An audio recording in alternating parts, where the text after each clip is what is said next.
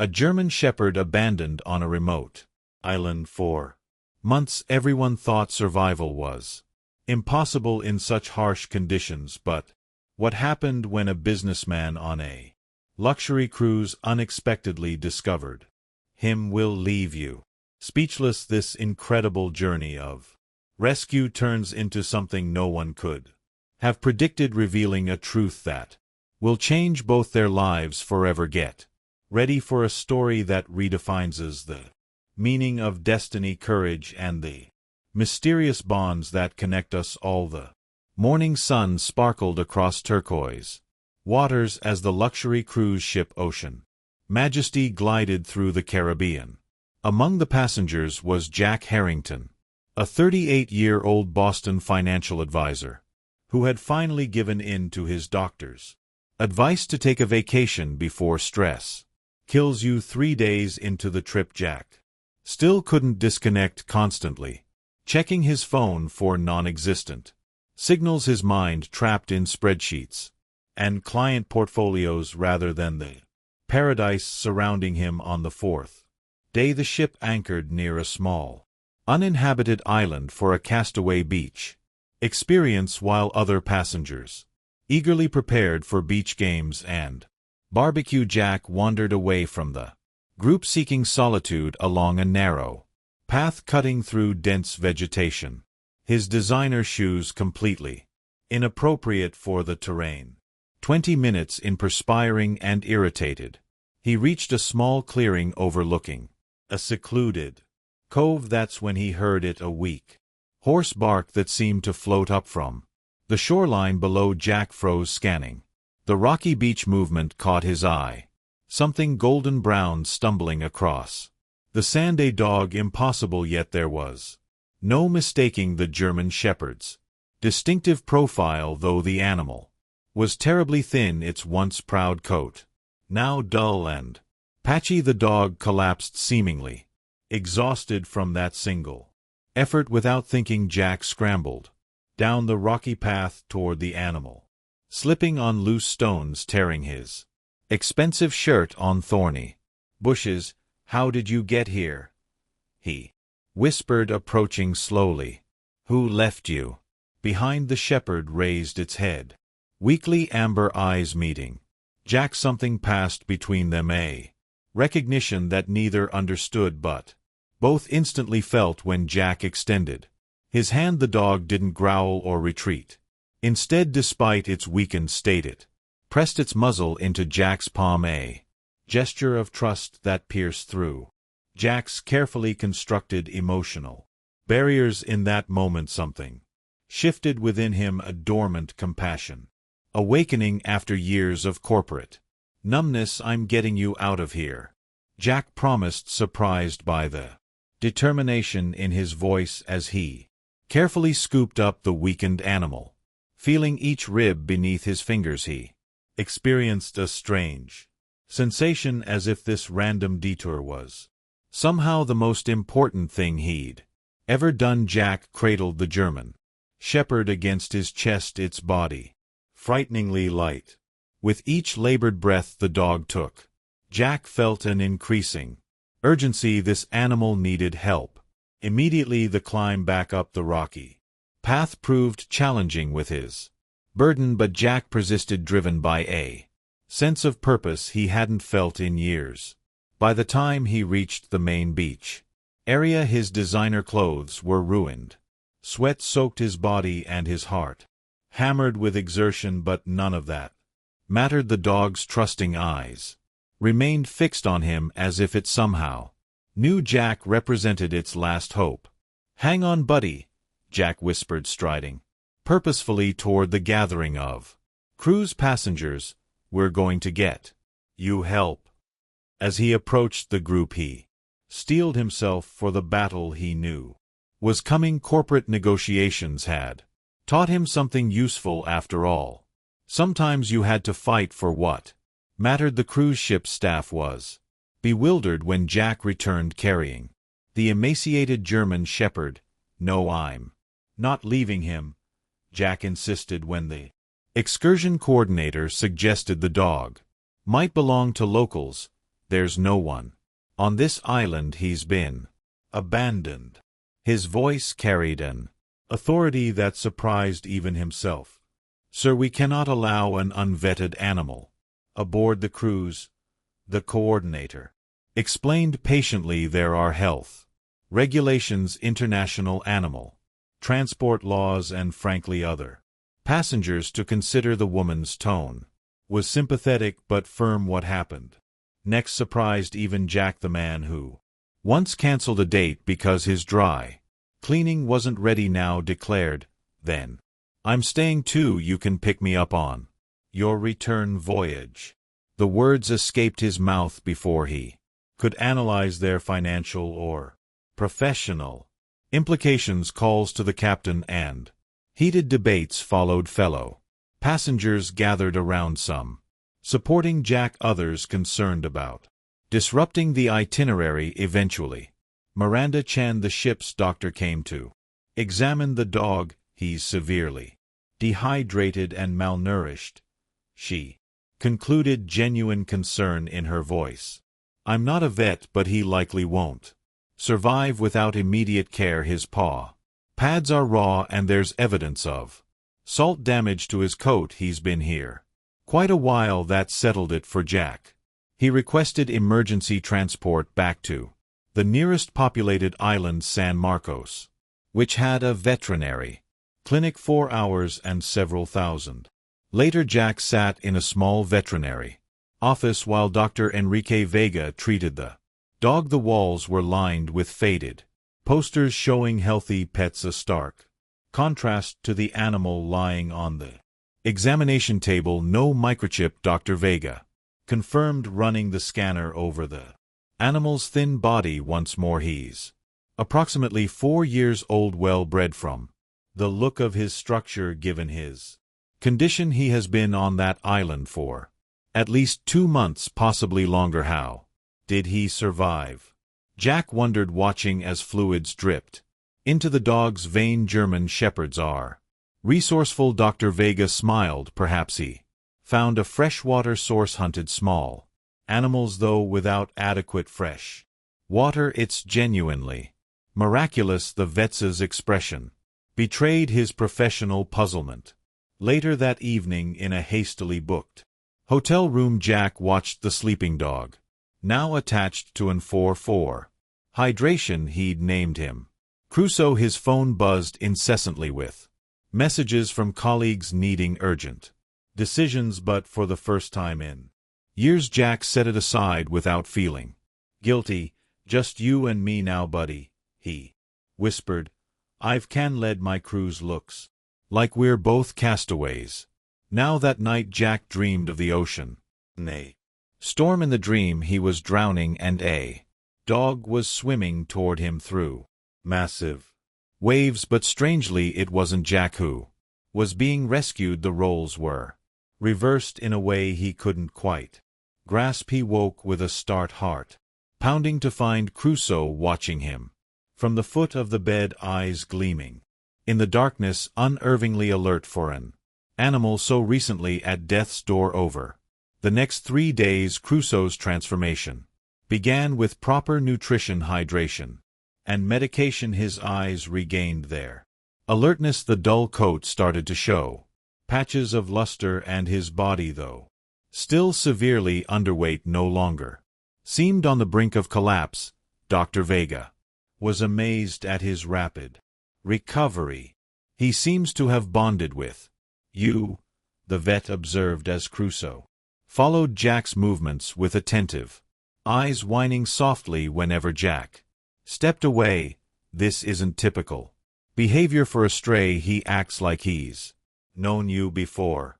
There was something in the doctor's tone that suggested he found the connection unusual. Jack had extended his hotel stay, indefinitely postponing his return to Boston. His assistant was handling the crisis at work, though not without pointed comments about Jack's unexpected dog rescue. Spaticle, his boss, had been surprisingly understanding, perhaps recognizing that Jack's burnout had been building for months. On the 4th day, Jack took Crusoe For a short walk along the beach the dog was still weak but moved with increasing confidence. They passed a local fisherman, repairing his net, who stared at Crusoe with wide eyes, his weathered hands freezing. Mid-task the man exclaimed, dropping his tools. His voice carried a mixture of shock and something Jack couldn't quite identify. Was it fear? Jack explained through broken Spanish and the fisherman's limited English. The man grew agitated, pointing to the direction of the uninhabited island, making gestures of a boat and waves. Jack couldn't understand everything, but he gathered that the fisherman recognized the dog boat. Big storm, man and dog. The fisherman pantomimed, drawing a large arc with his hand, then crashing it down. 3 months ago, muy malo, very bad storm. His eyes never left Crusoe, who was watching the man with unusual intensity. Jack's heart raced. You saw a boat capsized with a man and this dog? The fisherman nodded solemnly, pointing to where search parties had looked. No find man, no find dog, all gone. He crossed himself. Co subvivio, pero how survived dog? The question hung in the air between them that evening. Jack contacted local maritime authorities. Yes, they confirmed a small yacht had issued a mayday during a sudden squall 3 months ago. The American owner, Michael Reynolds, was presumed dead. After extensive searches, found no survivors, only wreckage washing ashore. Days later, was there mention of a dog on board? Jack asked, his throat tight. There was a pause as the officer checked records. Yes, he finally said. The mayday call mentioned the owner and his dog were the only ones aboard. Later, as Jack watched Crusoe sleeping peacefully on the hotel bed, a chill ran down his spine. How had this animal survived alone on that island for 3 months, and why did Jack feel such an inexplicable connection from the first moment their eyes met? He recalled the dog's behavior with the fisherman, almost as if it recognized the man's story, understood what was being said about its past. Jack had always prided himself on his logical mind, but nothing about this situation followed any rational explanation. He pulled out his phone, scrolling through news archives until he found a small article about the missing American yachtsman. The piece included a photo Michael Reynolds standing proudly beside his custom yacht, a German shepherd sitting alertly at his feet. Jack studied the image, comparing it to the dog now sleeping on his bed. Despite the dramatic weight loss and condition changes, it was undoubtedly the same animal, but something else caught his attention. The man in the photo, there was something oddly familiar about him, though Jack was certain they had never met. Jack's planned 1-week vacation had now stretched to 2 weeks on San Marcos. Crusoe grew stronger daily, his ribs less visible, his eyes brighter. The German shepherd's personality emerged, intelligent, watchful, with an uncanny ability to anticipate Jack's needs before he expressed them. When Jack reached for the water bottle, Crusoe was already looking at it. When Jack felt a headache coming on, the dog would press against his leg, offering comfort. Before Jack had even rubbed his temples using the contacts provided by maritime authorities, Jack managed to track down Elizabeth Reynolds, Michael's sister and only living relative. Their video call was emotional as Jack explained the incredible discovery. Michael loved that dog more than anything, Elizabeth said, wiping tears. He named him Max after their childhood dog. They were inseparable. When Michael decided to sail around the world, he built special accommodations on the yacht just for Max. Her voice broke as she described how her brother had left his high-pressure job to find meaning in life. Jack felt a strange dissonance hearing the dog called Max instead of Crusoe, yet the shepherd immediately looked up at the mention of his original name. Ears forward, eyes Alert, a reaction that sent goosebumps across Jack's arms. The authorities are processing paperwork for me to bring him back to the States. Jack explained I'd be happy to bring him to you in Colorado. Elizabeth shook her head. Michael would want Max to be with someone who went to such lengths to save him. Besides, she smiled sadly, I'm fighting cancer right now. I can't give him the care he deserves. As the call continued, Jack learned more about Michael, a successful investment banker who had burned out. Just as Jack was burning out, he said, life was too short for spreadsheets. Elizabeth recalled the day he quit. He bought that boat and spent 2 months learning to sail. Everyone thought he was having a midlife crisis. The parallels to Jack's own life were unsettling. After the call, he brought up a photo of Michael on his phone, studying it while Crusoe watched with unusual intensity.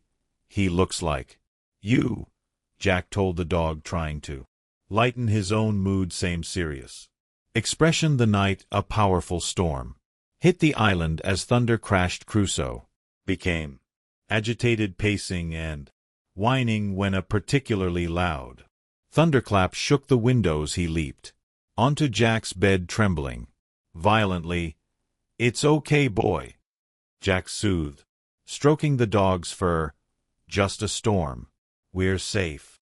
But Crusoe's behavior became increasingly distressed. He pulled at Jack's sleeve with gentle teeth, trying to drag him from the bed. When Jack resisted, the dog ran to the door, barking urgently, then back to Jack, repeating the pattern with growing desperation. What is it you need to go out?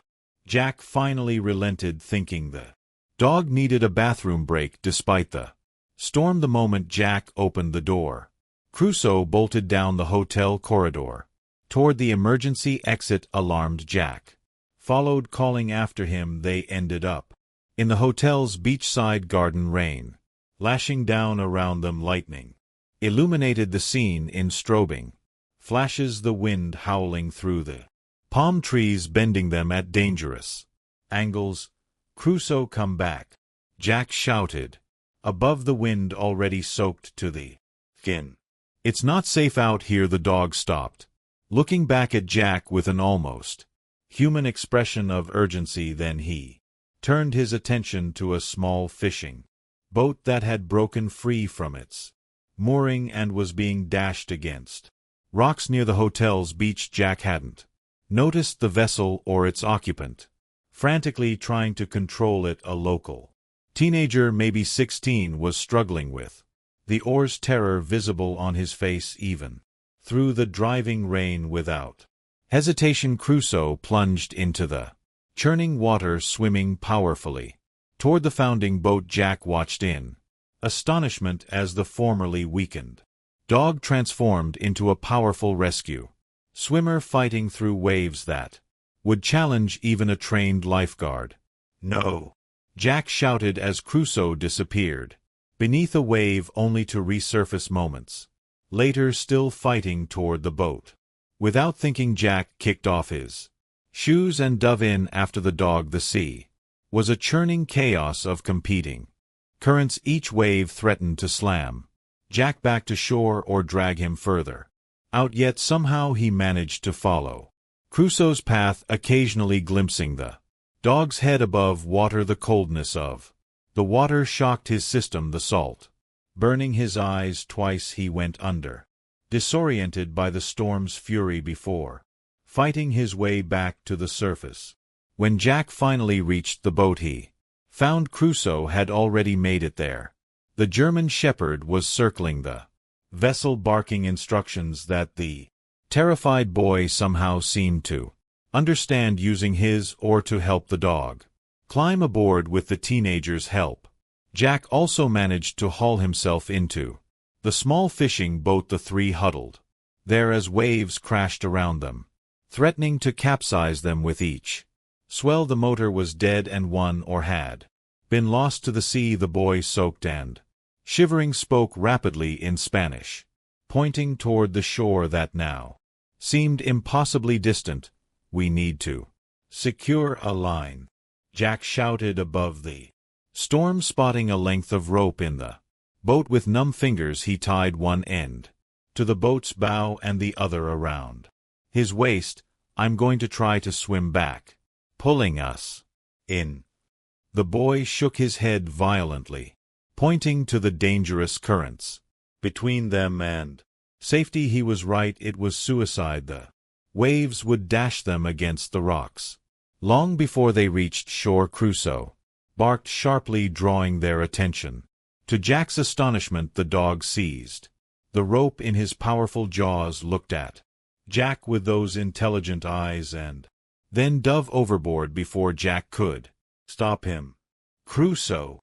Jack cried out, watching helplessly as the dog began swimming toward shore, the rope trailing behind him, the strength it would take to pull a boat with two people against those currents seemed impossible, especially for a dog still recovering from starvation. Yet Crusoe swam with a determination that defied logic. Jack and the boy helped by using the remaining or to steer, avoiding the worst rocks. Inch by inch they moved closer to shore, though Crusoe occasionally disappeared beneath the waves, only to resurface and continue his Herculean effort. By the time they reached the shallower water near the beach, a small crowd of hotel staff and guests had gathered. Alerted by Jack's absence, they rushed into the surf, helping pull the boat the final distance. Crusoe collapsed on the sand, his energy finally spent. Jack knelt beside him, cradling the wet dog in his arms, tears mixing with rainwater on his face. The animal's breathing was labored, his eyes half closed with exhaustion. "That's not possible," whispered Dr. Vega, who had been called to the scene. "No dog has that kind of strength, especially not one still recovering from such severe malnutrition. It defies medical explanation." But as Jack looked into Crusoe's eyes, he saw something that transcended ordinary explanation, a wisdom and purpose that seemed almost supernatural. And suddenly the strange dreams, the immediate bond, the impossible rescue, it all crystallized into a thought Jack was afraid to articulate even to himself. The next morning broke clear and calm, as if the previous night's storm had been a fever dream. But the rescue was the talk of the small island, with local news interviewing the grateful parents of Carlos, the saved teenager. When they asked how a weakened dog had managed such a feat, Jack had no rational explanation to offer. In his hotel room, Jack sat on the balcony watching Crusoe, or Max, though the name still felt wrong, somehow sleeping peacefully in the sunshine. The events of the last 2 weeks had transformed both of them. For Jack, the change was particularly profound. The man who once measured life in quarterly earnings and client acquisitions now found himself contemplating a different kind of wealth. His phone rang, his boss calling again. This time Jack answered. "Jack, this sabbatical has gone on long enough," came the impatient voice. "The Westridge acquisition is falling apart without you. We need you back in Boston immediately. I understand you've had some unusual experience with a stray dog, but surely you can arrange for animal control or a shelter to take it." 20 minutes later Jack ended the call, having done something he would have considered unthinkable 3 weeks ago. He had resigned. The relief that flooded through him afterward was confirmation enough that it was the right decision. For years he had been drowning in a sea of meaningless work, gasping for purpose, and somehow this dog, this impossible, miraculous dog, had thrown him a lifeline. That afternoon, as Jack and Crusoe walked along the beach, they encountered the fisherman who had recognized the dog. This time with a proper translator, Jack learned the full story. "Miguel says there was something strange about the storm that night," the translator explained. "Came suddenly.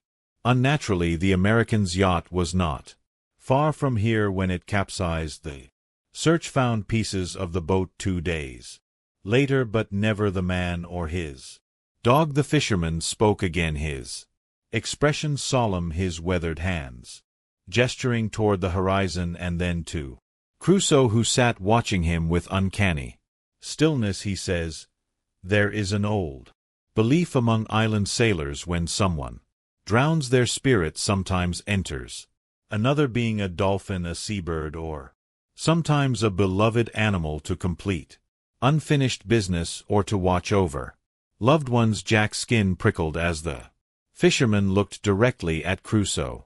"Miguel believes the American man's spirit is within his dog. That is how the animal survived alone on an island, without fresh water. That is how he knew to rescue the boy last night." The translator hesitated. "And that is why the dog found you." Jack wanted to dismiss this as superstition, but the events of the past 2 weeks defied rational explanation.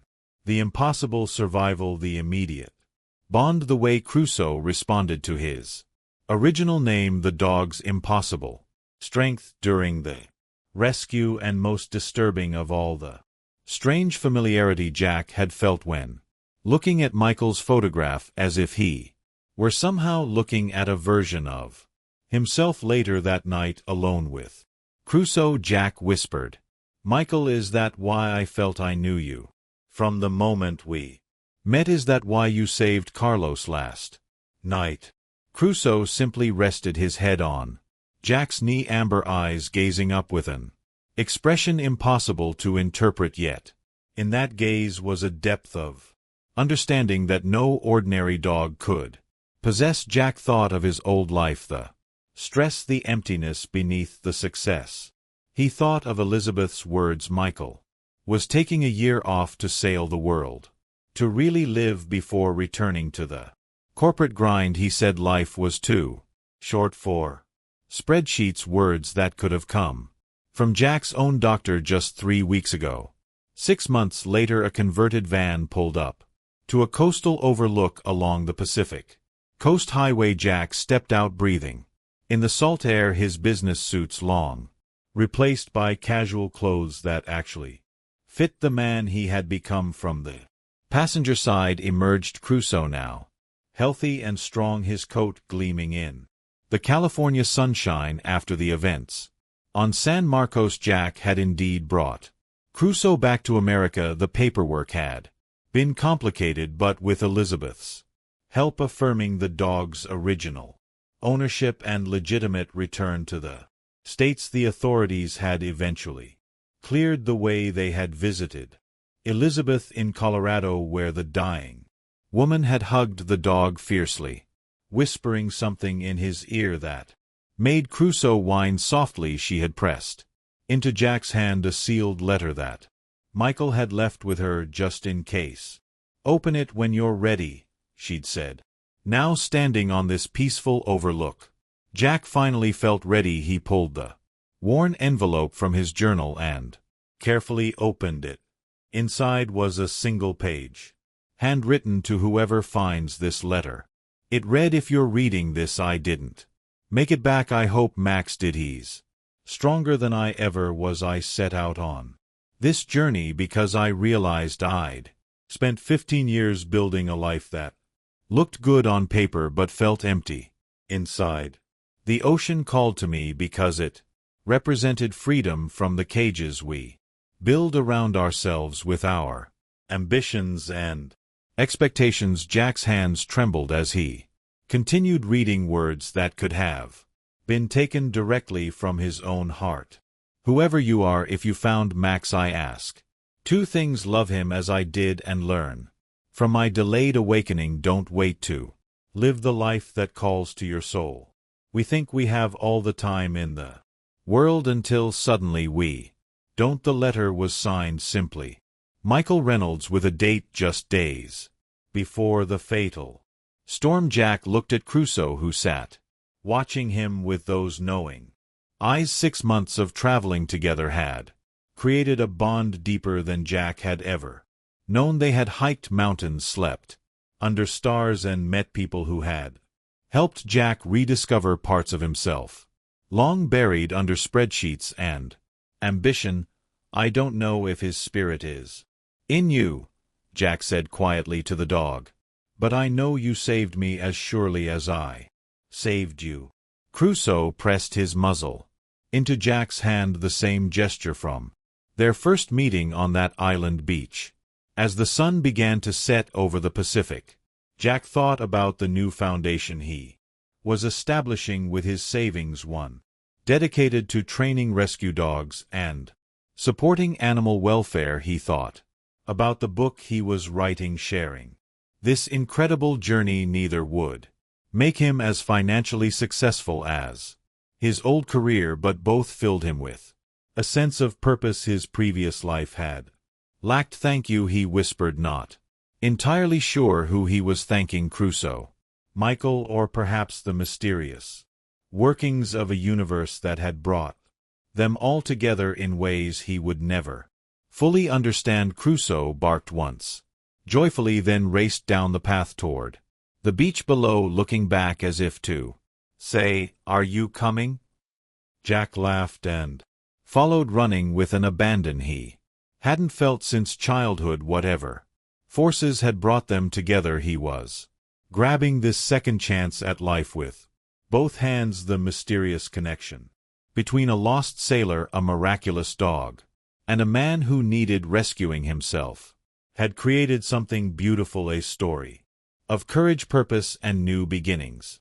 Whether Michael's spirit truly lived on in Crusoe didn't matter in the end. What mattered was the life they were building together, one adventure at a time, far from the confines of glass office towers and spreadsheets. And in that, both Max and Michael had found their way home. After all, if this story touched your heart, subscribe to the channel and leave a like. Share it with someone who loves inspiring stories and help us spread messages of courage and hope. Sometimes the most miraculous rescues are the ones where we're not sure who saved whom.